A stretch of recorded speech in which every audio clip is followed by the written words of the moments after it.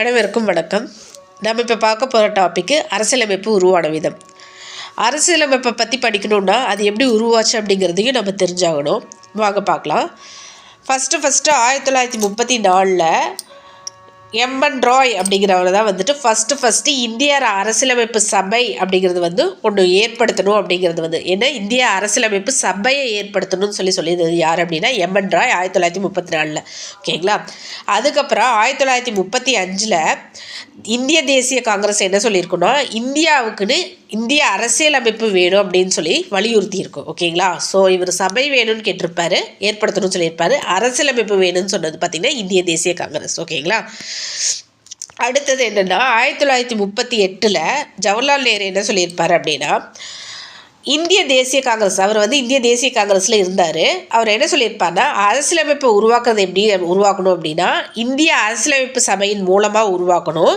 அதில் எந்த அயலாரின் தலையீடு இல்லாமல் வாக்குரிமை அடிப்படையில் தான் உருவாக்கணும் அப்படின்னு சொல்லிட்டு அந்த கோரிக்கையை வச்சுருப்பார். ஓகேங்களா. அடுத்தது என்னென்னா இதை அதாவது பிரிட்டிஷ் 1940 பார்த்திங்கன்னா இந்த கோரிக்கையை ஏற்றுட்டு ஆகஸ்ட் அறிக்கையாக வெளியிட்டிருக்கு. ஓகேங்களா.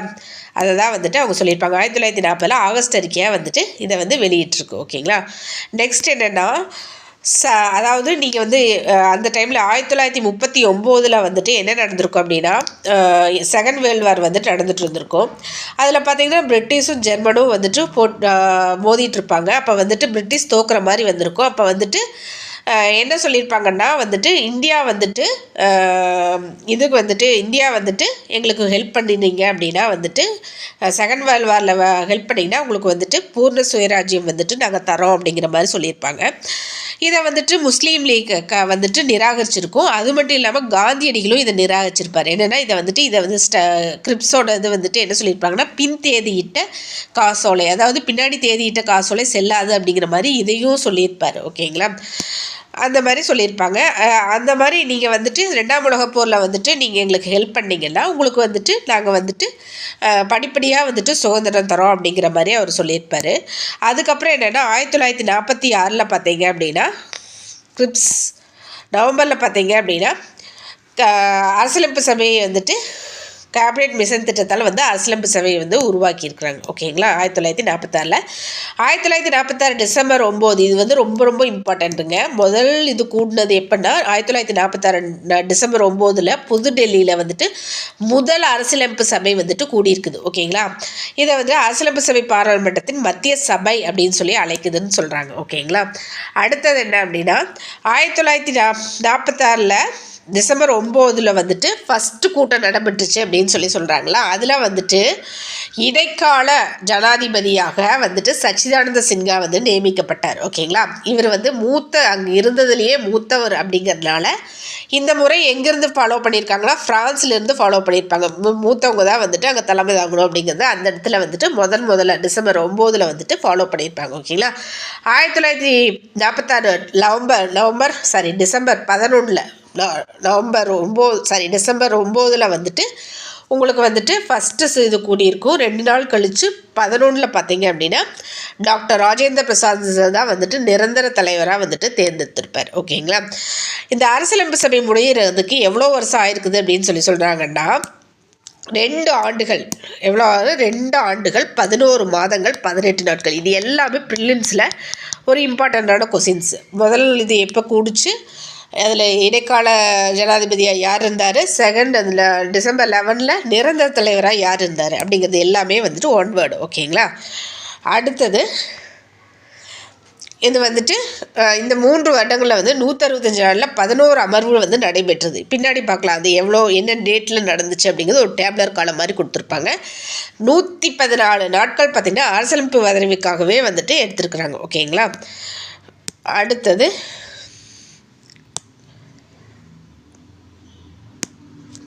அரசியலமைப்பு சபையினோட சிறப்பம்சம் என்னன்னு சொல்லி பார்க்கலாம். அரசியலமைப்பு சபையினோட சிறப்பம்சம் அப்படின்னு சொல்லி பார்த்தா அதில் வந்து 389 மொத்த உறுப்பினர்கள் பார்த்தீங்க அப்படின்னா 389 உறுப்பினர்கள் வந்துட்டு மொத்த உறுப்பினர்கள். அதில் 296 பார்த்தீங்கன்னா பிரிட்டிஷை வந்து இந்தியாவில் ஆண்டு இருந்தாங்க இல்லையா, அந்த பகுதியிலிருந்து 296 உறுப்பினர்கள் எடுத்திருக்கிறாங்க.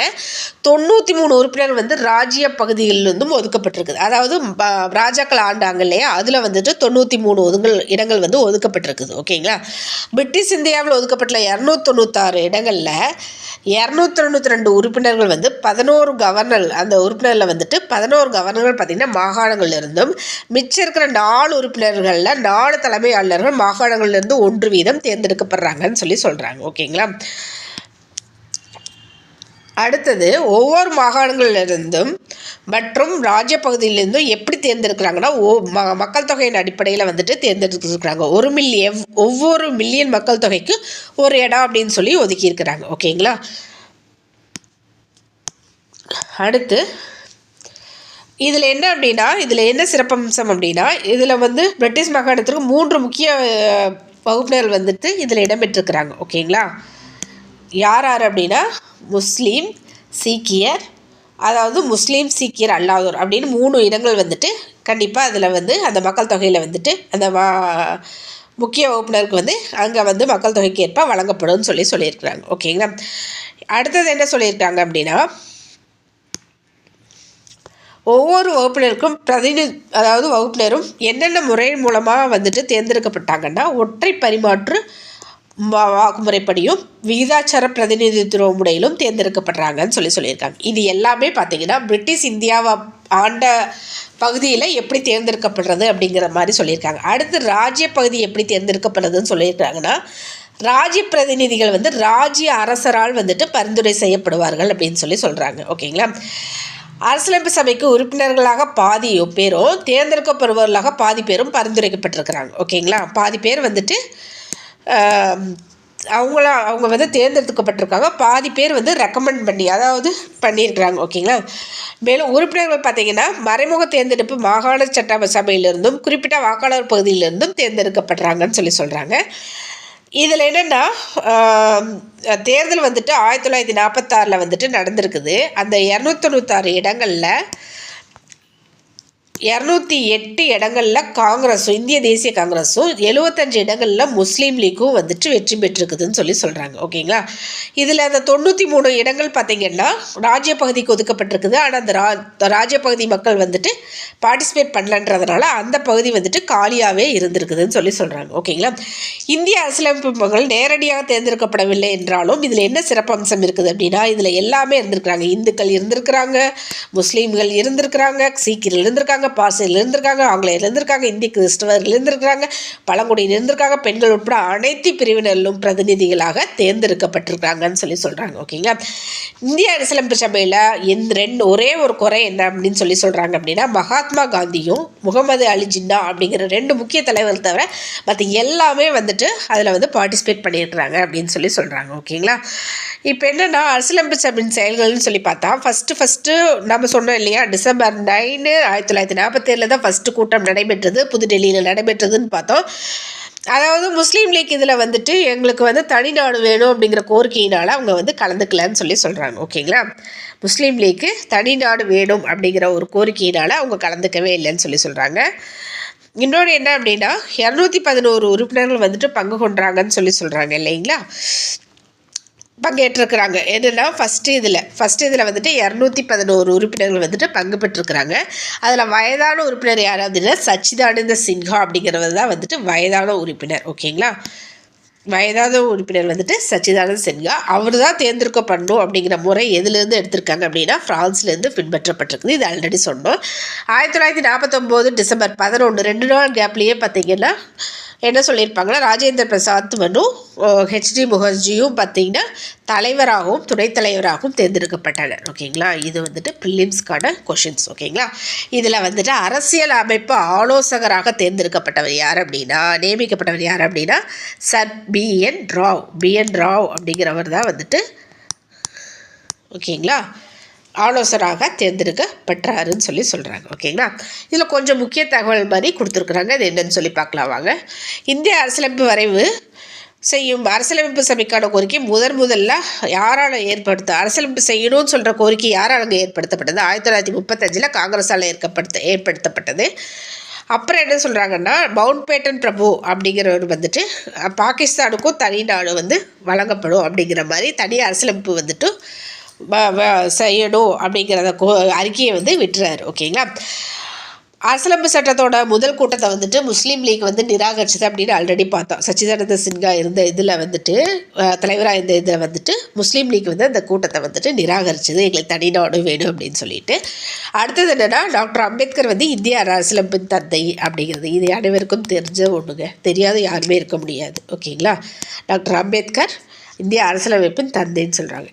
குறிக்கோள் தீர்மானம் இது பார்த்திங்கன்னா அந்த 9th பார்த்திங்கன்னா உங்களுக்கு ஃபஸ்ட்டு கூட்டம் நடந்திருக்கும். அந்த ரெண்டு கேப்லேயே 2 நாள்லேயே பார்த்திங்கன்னா இன்னொரு சேஞ்சஸ் என்ன நடந்ததுன்னா, ராஜேந்திர பிரசாத் தலைவராகவும் பவுலங்கர் அப்படிங்கிற துணைத் தலைவராகவும் முகர்ஜி அப்படிங்கிறவர் துணைத் தலைவராகவும் தேர்ந்தெடுக்கப்பட்டிருப்பார். ஹெச்ஜி முகர்ஜி அப்படிங்கிற துணைத் தலைவராகவும் தேர்ந்தெடுக்கப்பட்டிருப்பார். அதுக்கடுத்த ஒரு 2 நாளில் என்ன ஒரு ஸ்பெஷல் அப்படின்னா, டிசம்பர் 13 அதாவது ஜவஹர்லால் நேரு பார்த்தீங்க அப்படின்னா வரலாற்று சிறப்புமிக்க குறிக்கோள் தீர்மானத்தை சட்டசபையில் கொண்டு வந்திருப்பார். குறிக்கோள் தீர்மானம் அப்படிங்கிறது இப்போ ப்ரீஆம்பிள் இருக்குது இல்லைங்களா? இது இதனோட மாடிஃபைடு ஃபார்ம் ஆஃப் இதுதான் ப்ரீஆம்பிள் தப்பு இருக்கிற முகப்புரை அப்படின்னு சொல்கிறாங்க. ஓகேங்களா? அடுத்து முகப்புரையை பற்றி அதனோட சிறப்பம்சத்தையும் பற்றியும் இதில் சொல்லுது. முகப்புரையில் அவர் என்ன சொல்லியிருப்பார்னா, இது எனக்கு தமிழில் எங்கேயுமே நான் தேடி கிடைக்கலைங்க, இங்கே கிடச்சிருக்குது, யூட்டிலைஸ் பண்ணிக்கங்க. குறிக்கோள் தீர்மானத்தில் என்ன சொல்லியிருப்பார்னா, இந்திய அரசியலமைப்பு நிர்ணய சபை ஒரு உறுதியான வாக்குறுதியை நிறைவேற்றும் சுதந்திரமான இறையாண்மை மிக்க குடியரசை இந்தியாவிற்கு இந்திய அரசியலமைப்பு அமைப்பின் மூலம் அறிவிக்கிறது அப்படின்னு சொல்கிறாங்க. என்ன சொல்கிறாங்கன்னா, இந்திய அரசியலமைப்பு ஒரு இது அரசியலமைப்பு சட்டத்தை உறுதியாக வாக்குறுதி நிறைவேற்ற சுதந்திரமான இறையாண்மையுள்ள இதாக அரசியலமைப்பு சட்டத்தை அறிவிக்குது அப்படிங்கிற மாதிரி சொல்கிறாரு. ஓகேங்களா? பிரிட்டிஷில் இருந்த பிரதேசங்கள் இப்போதுலேருந்து இந்திய மாநிலங்கள் அப்படின்னும், அதாவது பிரிட்டிஷ் ஆண்ட பகுதிகளெலாம் இந்திய மாநிலங்களும், இந்திய மாநிலங்களில் இந்தியாவின் இதர பகுதிகள், இந்தியாவின் வெளியே உள்ள பகுதிகள் சுதந்திர இறையாண்மையை இந்தியாவில் சேர விரும்புகிறவர்களெலாம் ஒருங்கிணைத்த பகுதியாக இந்தியா இருக்கும் அப்படின்னு சொல்கிறார். ஓகேங்களா? அடுத்தது என்ன சொல்கிறாங்கன்னா, பிரதேசத்தினோட எல்லைகளை யார் வரையறுக்காங்கன்னா, அரசியலமைப்பு சட்டத்தினுடைய வரையறை அதுதான் வரையறை சொல்லும். இப்போ தமிழ்நாடுனா இந்த எல்லைக்குள் இதுதான் தமிழ்நாட்டோட எல்லை அப்படிங்கிறத அரசியல் நிர்ணய சபை வரையறை செய்யும் அப்படின்னு சொல்லியிருப்பார். ஓகேங்களா? அரசியலமைப்பு சட்டத்தில் கூறப்பட்டபடி அனைத்து செயல் அதிகாரங்களும், இப்போ நீங்கள் அரசியலமைப்பு சட்டத்தில் உருவாக்குறது படி அனைத்து செயல் அதிகாரங்களும் எஞ்சிய அதிகாரங்கள் அரசின் செயல்பாடுகள் மற்றும் நிர்வாகத்தில் இருக்கப்படும் தன்னாட்சி பகுதியில் பல அந்தஸ்துகள் தக்க வைத்துக் கொள்ளலாம். எல்லா அந்தஸ்தையும் நீங்கள் தக்க வச்சுக்கலாம். அதிகாரங்கள் தவிர மற்ற செயல்கள் ஒருங்கிணைத்த மாநிலங்களும் ஒதுக்கப்பட்டுள்ளது அப்படிங்கிற மாதிரி சொல்லியிருக்கார். ஓகேங்களா? அடுத்தது அனைத்து அதிகாரங்களான இந்தியாவின் இறையாண்மை சுதந்திரம் அதாவது இதனோட அரசியலமைப்பு பிரிவுகள் எங்கிருந்துன்னா மக்களிடமிருந்து பெற்றுக்கலாம் அப்படிங்கிற மாதிரி அவர் சொல்லியிருப்பார். ஓகேங்களா? இங்கே இங்கே இருக்கிற எல்லாருமே சட்டத்தின் முன்பு எல்லாருமே சம அந்தஸ்து உள்ளவங்க. இப்படி எந்த இதுவும் பாகுபாடு கிடையாது. வாய்ப்புகள், பொருளாதாரம், அரசின் நீதி ஆகியவற்றுக்கு உத்தரவாதம் பாதுகாப்பும் அளிக்கப்படும் அப்படிங்கிற மாதிரி அந்த குறிக்கோள் இதில் சொல்லியிருப்பார். ஓகேங்களா? இங்கே பிற்படுத்தப்பட்ட இதர பிரிவினருக்கும் தாழ்த்தப்பட்டோர், பிற்படுத்தப்பட்டோர் மற்றும் பழங்குடியினர், சிறுபான்மையினருக்கு போதுமான பாதுகாப்பு வழங்கப்படும் அப்படிங்கிற மாதிரி சொல்லியிருப்பாங்க. நாங்கள் ப்ரொடக்ஷன் தரோம் அப்படிங்கிற மாதிரி சொல்லியிருப்பாங்க. அடுத்தது என்ன சொல்லியிருப்பாங்கன்னா, நிலம், நீர், காற்று இதில் இறையாண்மை நிலைநிறுத்தப்படும் அப்படின்னு சொல்லியிருக்காங்க. குடியரசு பிரதேசங்களுடைய ஒற்றுமை நிலைநிறுத்தப்படும் அப்படின்னு சொல்லியிருக்காரு. ஓகேங்களா? இது கொடுத்தப்பட்ட இதில் பார்த்தீங்கன்னா இவர் தான் பெஸ்ட் அப்படின்னு சொல்கிறாங்க. ஓகேங்களா? 1947 ஜனவரி 22 தான் இந்த தீர்மானம் ஒருமனதாக நிறைவேற்றப்பட்டது. இதனுடைய திருத்திய வடிவம் தான் இப்போ இருக்கிற முகவுரை, அதாவது ப்ரீஆம்பிள் அப்படின்னு ஆல்ரெடி சொன்னேன் இல்லையா? இப்போ இருக்கிற ப்ரீஆம்பிள் தான் அப்போ இருக்கிற இவர் இதோட மாடிஃபைடு ஃபார்ம் தான் இப்போ இருக்கிற ப்ரீஆம்பிள் அப்படிங்கிற மாதிரி அவர் சொல்கிறாங்க. ஓகேங்களா? ஆல்ரெடி பார்த்தோம் இல்லையா, ஒரு 11 அமர்வு நடந்துட்டுருச்சுன்னு சொல்லிட்டு, அந்த 11 அமர்வும் பார்த்திங்கன்னா என்னென்ன டேட்டில் நடந்திருக்குது அப்படின்னு சொல்லி கொடுத்துருக்காங்க. ஓகேங்களா.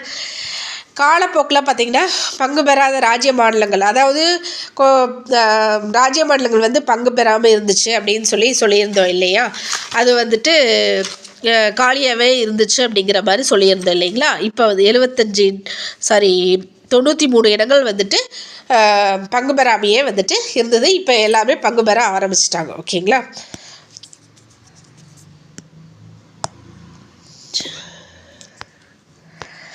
அடுத்தது அதாவது 1948 ஏப்ரல் 28 6 பிரதேச பகுதிகள் சட்டப்பேரவையில் இருந்தனன்னு சொல்கிறாங்க.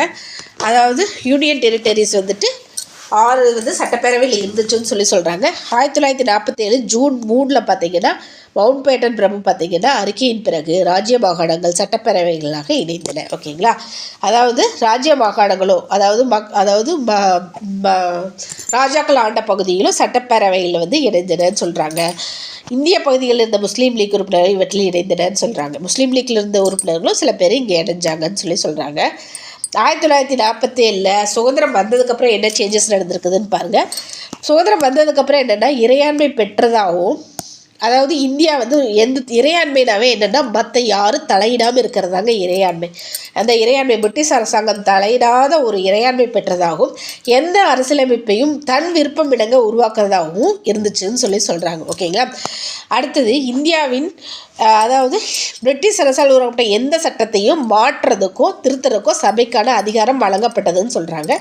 அந்தளவுக்கு வந்துட்டு ஒரு சபை வந்து ரொம்ப ஸ்ட்ராங்காக ஆயிடுச்சு அப்படின்னு சொல்கிறாங்க. ஓகேங்களா. அவை சட்டம் இயற்றும் அவையாக மாற்றப்பட்டது. என்னென்னா இந்த அவை வந்து சட்டம் இயற்றும் அவையாக மாற்றப்பட்டது. அதாவது 2 இதாக வந்துச்சு. ஒன்று பார்த்தீங்க அப்படின்னா அரசியலமைப்பு சட்டமாகவும், இன்னொன்று பார்த்தீங்க அப்படின்னா வந்துட்டு சாதாரண சட்டம் இயற்றதாகவும், அரசியலமைப்பு உருவாக்குறதுக்கான சட்டம் இயற்றதாகவும், இன்னொன்று சாதாரண சட்டம் இயற்றதை 2 அவையாக வந்துட்டு இருந்திருக்குன்னு சொல்கிறாங்க. இதுதான் இந்தியாவின் முதல் பாராளுமன்றம்னு சொல்கிறாங்க. டாக்டர் ராஜேந்திர பிரசாத் தலைமையில் அரசியலமைப்பு அவையாகவும், அவர் தலைமை ஏற்கும்போது அரசியலமைப்பு அவையாகவும், மாவுல அவங்க தலை ஏற்கும்போது சட்டமன்ற அவையாகவும் இருந்திருக்குதுன்னு சொல்கிறாங்க. 1949 26 தாங்க இது ரொம்ப இதுங்க. 1926 தாங்க வந்துட்டு ரொம்ப முக்கியமான விஷயம். இந்த நாளில் தான் வந்துட்டு அரசியலமைப்பை வந்துட்டு நம்ம அதாவது என்ன சொல்கிறது ஏற்றுக்கிட்டோம். ஓகேங்களா. 1949 நவம்பர் 26 தான் வந்துட்டு அக்செப்ட் பண்ணோம் நம்ம அரசியலமைப்பை. அதுக்கப்புறம் என்னென்னா முஸ்லீம் லீக் வந்துட்டு இந்த இதை விட்டு விலகிடுச்சுங்க. இந்த அரசியலமைப்பு அவை விட்டு விலகிடுச்சு. ஸோ கேபினெட் மிஷன் அமைக்கும் போது இருந்த 389 பேரில் எல்லாம் விலகினதுக்கப்புறம் கடைசியாக 299 பேர் தான் மிச்சமாக இருந்தாங்க. ஓகேங்களா. அடுத்தது என்னென்னா இந்திய மாகாணங்கள்லேருந்து 200 அதாவது உறுப்பினர் பார்த்திங்கன்னா மாகாணங்கள்லேருந்து 296 உறுப்பினர்கள் இருந்தாங்களா, அது 226 குறைஞ்சதுன்னு சொல்கிறாங்க. ராஜ்ய மாகாணங்களில் வந்து 93 70 குறைஞ்சிடுச்சுன்னு சொல்கிறாங்க. ஓகேங்களா. அடுத்தது இது ரொம்ப ஒவ்வொன்றும் ப்ரிலிம்ஸ்க்கான கொஷின்ஸுங்க. ஓகேங்களா. தேசிய கொடி எப்போ வந்துட்டு ஏற்றுக்கொள்ளப்பட்டது, அடாப்ட் பண்ணது, தேசிய கொடி அடாப்ட் பண்ணது வந்து 1947 ஜூலை 22 வந்துட்டு அடாப்ட் பண்ணிட்டாங்கன்னு சொல்கிறாங்க. தேசிய கீதம் அதாவது ஜனகணமன அப்படிங்கிறது வந்துட்டு 1950 ஜனவரி 24 வந்துட்டு அடாப்ட் பண்ணிக்குதுன்னு சொல்கிறாங்க. அதாவது தேசிய பாடல் வந்தே மாதரம் வந்துட்டு 1950 ஜனவரி 2 வந்துட்டு அடாப்ட் பண்ணிடுச்சுன்னு சொல்கிறாங்க. 1950 ஜனவரி 24 முதல் இந்திய ஜனாதிபதியாக டாக்டர் ராஜேந்திர பிரசாத் வந்துட்டு தேர்ந்தெடுக்கப்படுறாரு. அரசியலமைப்பு வந்து தயாரிப்பாளர் எத்தனை நாடுகள் இருந்துன்னா 60க்கும் மேற்பட்ட நாடுகள் இருந்துட்டு 60 நாடுகள் இருந்து புதிய அரசியலமைப்பை வந்துட்டு எத்தனை நாளில் 114 நாளில் அவங்க தயாரிச்சுக்கிறாங்க. 60 நாடு அப்படியே எடுத்து 114 நாளில் தயாரிச்சுக்கிறாங்க. அது அரசியலமைப்பு உருவாகுறதுக்கு மட்டும் மொத்தம் 64 லட்சம் செலவாகிருக்குதுன்னு சொல்கிறாங்க. அப்போ 64 லட்சங்கிறது எவ்வளோ பெரிய விஷயம்னு பார்த்துங்க. 1950 ஜனவரி 24 அரசியலமைப்பு சபையின் கடைசி அமர்வு நடைபெற்றதுன்னு சொல்கிறாங்க. இந்திய அரசியலமைப்பு செயல்கள் இந்திய இடைக்கால பாராளுமன்றமாக 1950 ஜனவரி 24 புதிய பாராளுமன்றம். முதல் பொது தேர்தல் எப்போ நடந்தது அப்படின்னா இது வந்துட்டு ஒரு ப்ரிலிம்ஸ் கொஷின்ங்க. முதல் பொது தேர்தல் வந்து 1951 to 1952 வந்துட்டு நடைபெற்றுச்சு அப்படின்னு சொல்கிறாங்க. அடுத்தது அரசியலமைப்பு குழு. ஓகேங்களா. அரசியலமைப்பு சபை வந்து பல பணிகளை கொண்ட அரசியலமைப்பை உருவாக்க உறுப்பினர்கள் நியமித்தது. 8 குழுக்கள். அதாவது 8 குழுக்கள் வந்து பெருங்குழுக்களாகவும் மற்ற வந்து சிறுங்குழுக்களாகவும் இருந்துக்குதுன்னு சொல்கிறாங்க. ஓகேங்களா. அடுத்தது பெரிய குழுக்கள்னு பார்த்தீங்க அப்படின்னா ஒன்றிய அதிகார குழு பார்த்திங்கன்னா ஜவஹர்லால் நேரு. ஒன்றிய அரசியலமைப்பு குழு பார்த்திங்கன்னா ஜவஹர்லால் நேரு. மாகாண அரசியலமைப்பு குழு பார்த்திங்கன்னா சர்தார் வல்லபாய் படேல். வரைவு குழு இதுதான் முக்கியமான குழுங்க. ஓகேங்களா. வரைவு குழு பார்த்திங்கன்னா டாக்டர் அம்பேத்கர். ஆலோசனை குழு சர்தார் பட்டேல். ஓகேங்களா. ஆலோசனை குழு அடிப்படை உரிமைகள், சிறுபான்மை, பழங்குடியினர், ஒதுக்கப்பட்ட விலக்கப்பட்ட பகுதிகள். இதை வந்து 4 துணைக்குழுக்களாக இருக்குது. அடிப்படை உரிமைக்கான துணைக்குழு ஐபி கிரிபால்னி அப்படிங்கிறவங்க. சிறுபான்மை துணைக்குழு வந்து ஹெச்சி முகர்ஜி. வடகிழக்கு எல்லை மற்றும் பழங்குடியினர் பகுதி, அஸ்ஸாம் அல்லாத பகுதியில் விலக்கப்பட்ட பகுதிகள் துணைக்குழு பார்த்திங்கன்னா கோபிநாத் பர்தௌலி. அண்டு முழுவதும் பகுதிகள் பார்த்திங்கன்னா அஸ்ஸாம் பகுதிகள் துணைக்குழு ஏவி தாக்கர். செயல்முறை குழுவின் விதிகள் பார்த்திங்கன்னா டாக்டர் ராஜேந்திர பிரசாத். மாநில குழுக்கள் பார்த்திங்கன்னா ஜவஹர்லால் நேரு. அண்ட் இயக்கக்குழு ஸ்டிரிங் கமிட்டி பார்த்திங்கன்னா இது ஒரு டைம் வந்துட்டு ப்ரிலிம்ஸில் ஸ்டிரிங் கமிட்டி ஹெட் யாருன்னு கேட்டிருந்தாங்க ப்ரிலிம்ஸில், டாக்டர் ராஜேந்திர பிரசாத். ஓகேங்களா. அடுத்தது சிறு குழுக்கள் அவ்வளோ இம்பார்ட்டண்ட் இல்லை, வேணும்னா பார்த்துக்குங்க. ஓகேங்களா.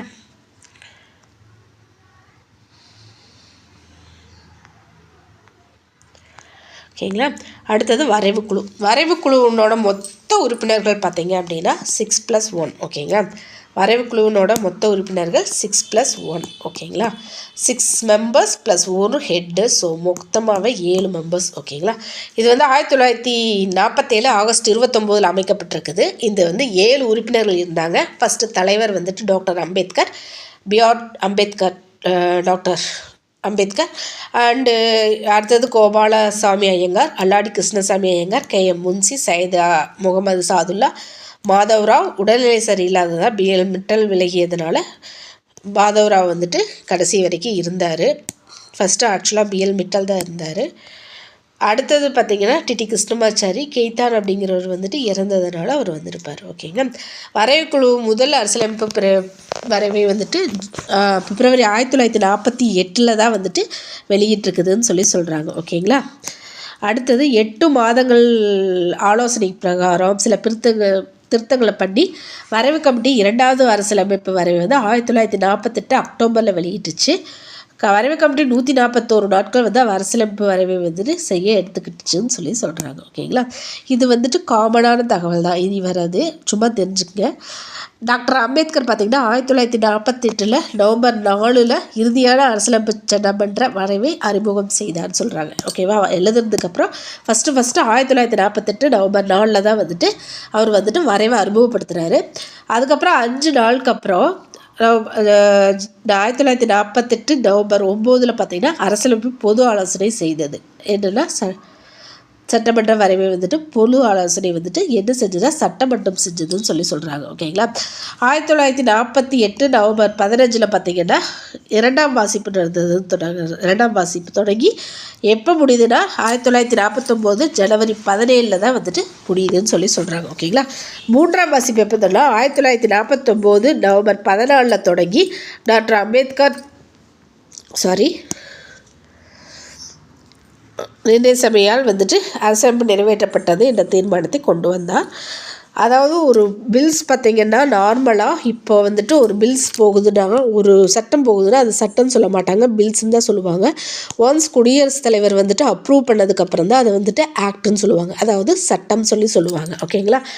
அப்போ அது மாதிரி 1949 நவம்பர் 26 பார்த்திங்கன்னா அரசியலமைப்பு வரைவு தீர்மானம் நிறைவேற்றப்பட்டு ஜனாதிபதி வந்து ஒப்புதல் வழங்கப்பட்டதுன்னு சொல்கிறாங்க.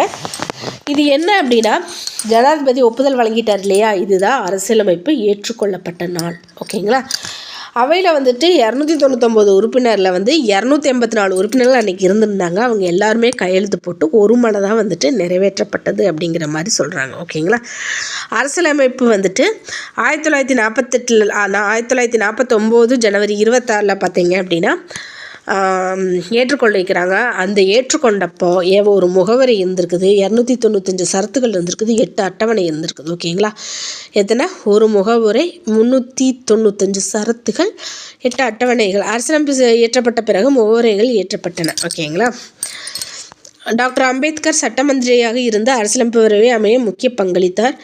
அதனால் இந்திய அரசியலமைப்பு தந்தை என அழைக்கப்படுறாருன்னு சொல்கிறாங்க. ஓகேங்களா? டாக்டர் அம்பேத்கர் சிறந்த எழுத்தாளர், அதெல்லாம் தேவையில்லை. தாழ்த்தப்பட்ட வகுப்பினருக்காக பாடுபட்டார், அதெல்லாம் எல்லாத்துக்குமே தெரிஞ்ச விஷயம். இவரை வந்துட்டு என்ன சொல்கிறாங்கன்னா, அரசியலமைப்பு தலைமை சிற்பி தந்தைன்னு சொல்கிறாங்க, அரசியலமைப்பின் தந்தைன்னு சொல்கிறாரு. இன்னொன்று அரசியலமைப்பின் தலைமை சிற்பின்னு சொல்கிறாங்க. நவீன மனு அப்படிங்கிற பேரும் அவருக்கு வந்துட்டு கொடுக்குறாங்க. ஓகேங்களா?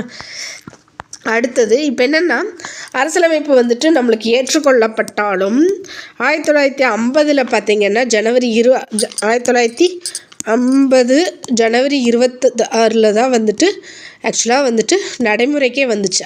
அதாவது அக்செப்ட் பண்ணாலுமே அது வந்துட்டு கம் இன் டு ஃபோர்ஸ் அப்படின்னு சொல்லுவாங்க இல்லையா, அது பார்த்திங்க அப்படின்னா 1950 ஜனவரி 26 தான் வந்துட்டு வந்துச்சு. ஆனால் அதுக்கு முன்னாடியே இந்த சரத்தெல்லாம் யூஸ் பண்ணியிருப்பாங்க.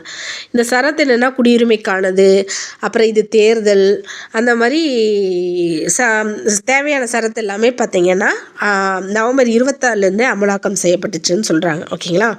அடுத்தது ஜனவரி 26 தான் பார்த்திங்க அப்படின்னா நடைமுறைக்கே வந்துச்சுங்க. ஓகேவா? 1950 ஜனவரி 26 தான் வந்துட்டு நடைமுறைக்கே வந்துச்சு. ஜனவரி 26 அரசியலமைப்பு அமலாக்கம் செய்ய தேர்ந்தெடுக்க காரணம் பின்வரும் வரலாற்றுகள் ஆகும். ஏன் வந்துட்டு ஜனவரி 26 சூஸ் பண்ணாங்க அப்படிங்கிறதுக்கான ரீசன், இப்போ வந்துட்டு 299 மாகாணங்கள்லேருந்து உறுப்பினர்கள் தேர்ந்தெடுக்கப்பட்டாங்களா, அதில் எங்கேருந்து எங்கெங்கே தேர்ந்தெடுக்கப்பட்டாங்க அப்படிங்கிற டீட்டெயில் இது. ஓகேங்களா?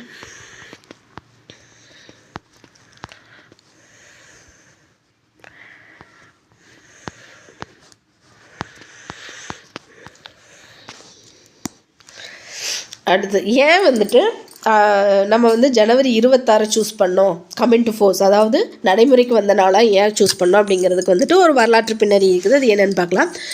1929 டிசம்பரில் நார்மலாக ஒரு செஷன் நடக்கும், காங்கிரஸ் செஷன் நடக்கும் இல்லையா, அந்த மாதிரி லாகூரில் மாநாட்டில் வந்துட்டு காங்கிரஸ் செஷன் நடந்துச்சு இல்லையா, அந்த காங்கிரஸ் செஷனில் தான் வந்துட்டு 1930 வந்துட்டு நம்ம ஜனவரி 26 வந்து பூர்ண சுயராஜ்ய நாளாக கொண்டாடணும் அப்படின்னு சொல்லி ஒரு முன்னதாக தீர்மானம் நிறைவேற்றப்பட்டுச்சு. அதன் அடிப்படையில் தான் வந்துட்டு அது வந்து நடைமுறைக்கு கொண்டு வரப்பட்டது அப்படின்னு சொல்கிறாங்க. அதுக்கப்புறம் இந்திய அரசியலமைப்பு சட்டத்திலிருந்து 1947 இந்திய சுதந்திர சட்டம், 1935 இந்திய அரசு சட்டம், இதில் கொண்டு வந்த சில திருத்தங்கள் அனைத்தும் ரத்து செய்யப்பட்டதுன்னு சொல்கிறாங்க. பிரிவு கவுன்சில் அதிகார ஒழிப்பு சட்டம் தொடர்ந்து நடைமுறையில் இருந்ததுன்னு சொல்கிறாங்க. ஓகேங்களா?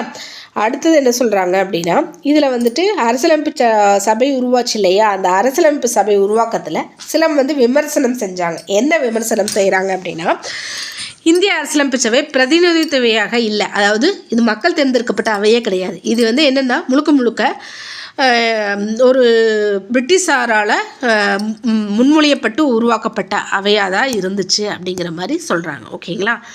அந்த மாதிரி சொல்கிறாங்க. அடுத்தது அதை தான் சொல்லியிருப்பாங்க.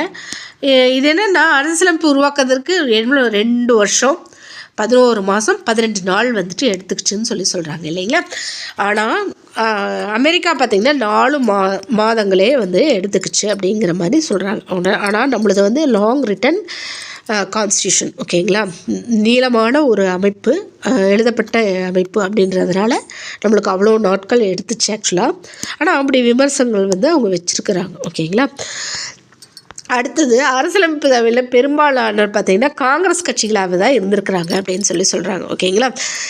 அரசியலமைப்பில் பெரும்பான்மையினர் வந்துட்டு எந்த துறையில் இருந்தவங்க இருந்திருக்காங்கன்னா வழக்கறிஞர் மற்றும் அரசியல்வாதிகள் தான் இருந்திருக்கிறாங்க. மற்ற துறையினர் வந்து ரொம்ப கம்மியானதாக இருந்திருக்கிறாங்க. இது காரணம் மேபி வந்துட்டு அரசியலமைப்பின் சிக்கனான மொழியும் மிகப்பெரிய அரசியலமைப்பு முறையுமே ஆகும் அப்படிங்கிற மாதிரி சொல்லியிருக்காங்க. அரசியலமைப்பின் பெரும்பான்மையினர் வந்துட்டு இந்துக்களாக தான் இருந்திருக்கிறாங்கன்னு சொல்கிறாங்க. ஓகேங்களா? இதோட இந்த டாபிக் முடிவடையுது. நன்றி.